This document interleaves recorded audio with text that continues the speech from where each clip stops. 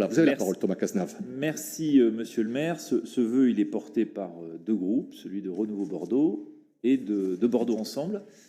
Ce que je vous propose, c'est, je ne vais pas lire ce vœu, juste recontextualiser ce vœu. Vous l'avez tous, il a été largement diffusé. Merci. Parce que je souhaiterais revenir sur le pourquoi du vœu, y compris en répondant à quelques affirmations ou interpellations que vous avez pu faire en amont de ce conseil municipal. D'abord, redire à quel point nous considérons collectivement qu'il est légitime d'avoir un débat sur la LGV ici, dans ce conseil municipal. Certes, la métropole sera amenée à décider de sa participation financière, mais il s'agit quand même de l'avenir de Bordeaux, de l'avenir de notre territoire.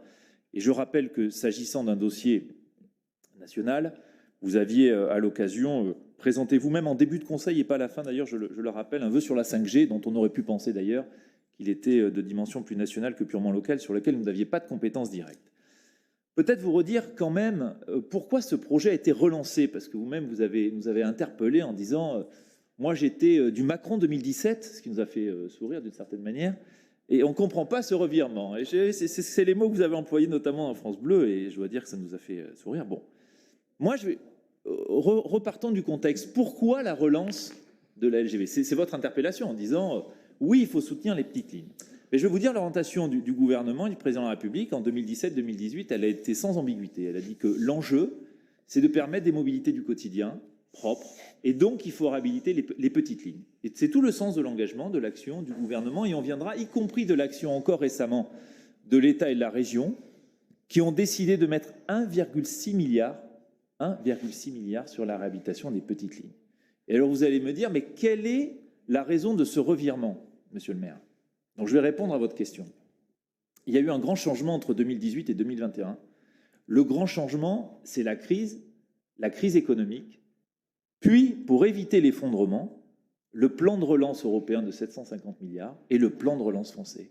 Et donc, la France, comme d'autres grands pays, comme les États-Unis avec le plan Biden, comme l'Allemagne, comme des partenaires européens, ont décidé de soutenir l'économie en relançant notamment, et pas que, des grands projets. Et donc, effectivement, le gouvernement a décidé de soutenir la ligne à grande vitesse dans le cadre de ce plan de relance. Et si j'insiste dessus, c'est que vous faites souvent une présentation trompeuse du problème qui est devant nous, en disant « je ne suis pas favorable à la LGV parce que je suis favorable au transport du quotidien ». Ce n'est pas un « ou » en l'espèce, c'est un « et ». Et il faut le dire aux Bordelais, aux métropolitains, aux Girondins, à tous ceux qui vont en bénéficier. Il n'y a en aucune manière une remise en question, 1 euro de moins qui sera porté sur la réhabilitation des petites lignes du quotidien, mais l'opportunité, grâce à l'État, grâce à l'Union européenne, de se lancer dans ce grand projet. Et j'insiste dessus, il n'y a pas de plan B non plus, comme vous voulez le dire. Ça fait 10 ans, 15 ans qu'on étudie le scénario LGV versus réhabilitation de la ligne existante, et toutes les études ont conclu qu'il valait mieux s'engager dans la LGV. Et avant de laisser la parole à mes collègues, vous redire ici à quel point notre groupe soutient ce projet. Parce que sans la LGV, nous ne faisons pas d'illusions, sans le dédoublement des voies, et il faut le dire clairement, il n'y aura pas de RER métropolitain. Il n'y aura pas de RER métropolitain. Et l'enjeu de la décongestion de notre métropole, c'est aussi le ferroviaire. Sans la LGV, il n'y aura pas de ferroutage sur l'axe nord-sud. Or, tous les jours, nous sommes encombrés par les camions. Et si on croit un jour au ferroutage, faut-il encore s'en donner les moyens et donc accepter de dédoubler les voies. Sans dédoublement de voies, je le redis, ce n'est pas possible de faire passer des RER, des TGV et du fret.